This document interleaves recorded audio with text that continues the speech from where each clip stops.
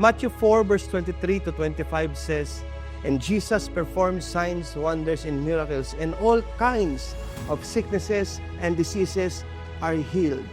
In 3 days, the same God who performed all these things ay makakasama niyo po at maranasan niyo po ang parehas na kapangyarihan ng Diyos on March 27 and 28 sa ating pong worship center. And most of all, I would like to invite you on March 30 for the glorious, victorious Heaven Heralding Open Heaven 32nd Living Light Jesus Anniversary ng Oras na Himala, where you can receive blessing, miracles, healing, and prosperity. So I urge everyone, this is for you. Ito po'y libre, ito po'y para sa lahat. If you would like to receive your miracle, please join us. See you in 3 days.